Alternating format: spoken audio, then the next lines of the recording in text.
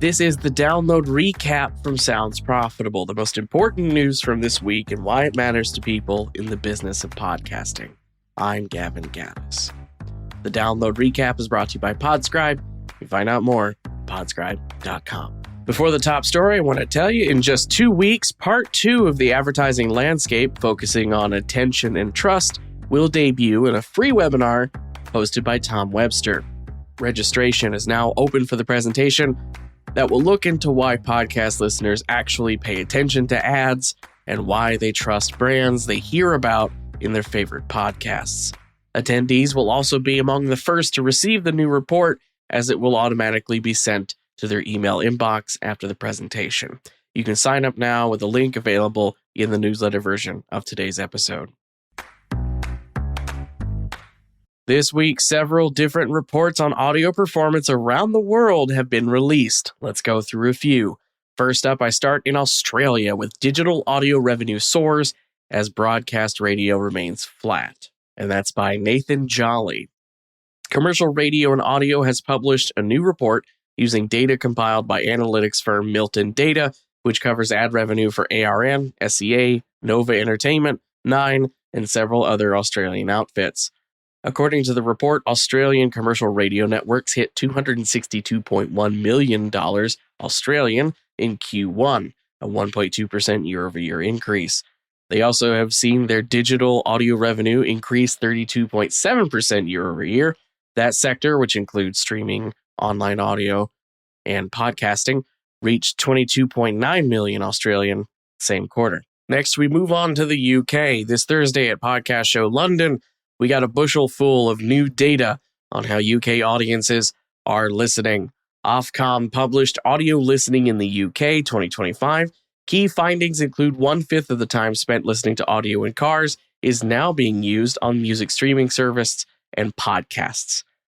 Over 1/5 of UK adults listen to podcasts on a weekly basis, with Spotify being the most widely used platform for listening. BBC Sounds takes up second place, though YouTube and Spotify outrank it when respondents were asked to list services they use most often. Meanwhile, Edison Research has also debuted the Infinite Dial UK 2025. 66% of those age 16 plus in the UK have ever listened to a podcast. That comes out to about 33 million people, and it's a 59% increase from 2021.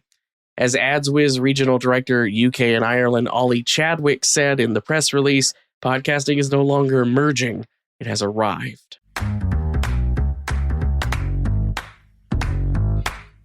Apple has approved a new update for Spotify, allowing users in the US to see the cash price of individual audiobooks, as well as purchase top-up hours for audiobook listening if they want more than the 15 listen hours that are included with their Spotify Premium by default. This brings Spotify back closer to the original plan they had for the ability to direct purchase audiobooks in the app back in 2022, which was canceled in lieu of the current listen hour system due to Apple restrictions on payment processing and a ban on directing app users to go purchase things on a website outside of that Apple ecosystem. Now, with the Epic Games v. Apple court ruling in favor of Epic Games, direct purchases within Spotify iOS can now use external payment methods beyond the one that Apple provides. Since I am the lone Android user at Sounds Profitable, I enlisted Lauren. Thank you, Lauren.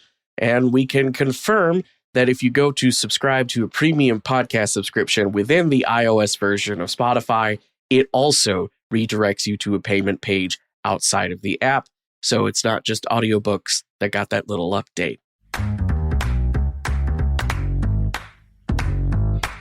On Wednesday, Amazon Publisher Services announced they have added a pre-bid adapter that will allow publishers to connect APS to existing pre-bid integrations. With such a big player in the advertising space hopping on board, this further cements pre-bid's place in becoming an industry standard. Now, instead of publishers needing fragmented solutions, they're able to integrate Amazon demand into an open source framework.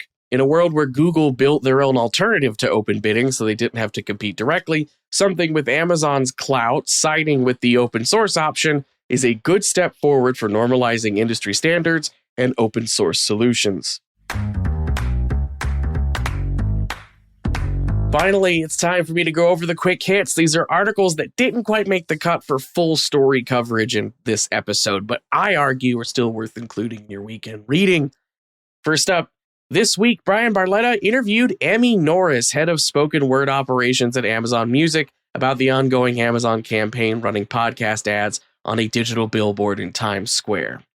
After a year of development, the LA Times studios have debuted LA Crimes, a new true crime podcast hosted by Madison McGee, which interviews LA Times reporters, crime experts, and pop culture personalities about headline-grabbing crime cases.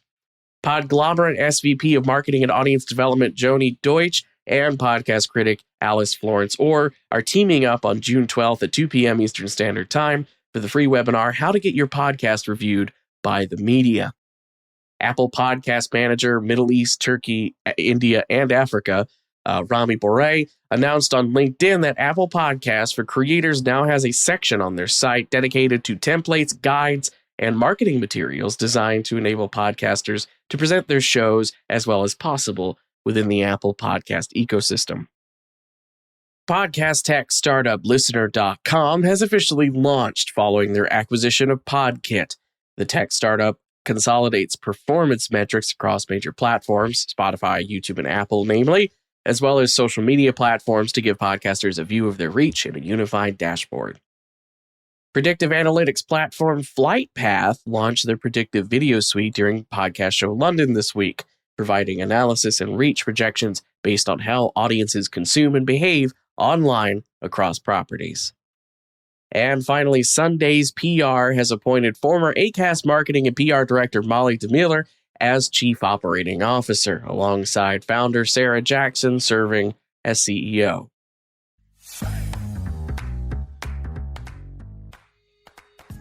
That was the download recap brought to you by Sounds Profitable. I know I went through today's stories fast, so be sure to check out the links to every article mentioned right in your podcast listening app or by heading to the download section of soundsprofitable.com. I'm Gavin Gaddis. Our producers are myself, Bryan Barletta, and Tom Webster. I want to give you a special thanks for sticking with me as I brought you all the top stories you might have missed this week. See you on Monday. Until then, robot. Download complete.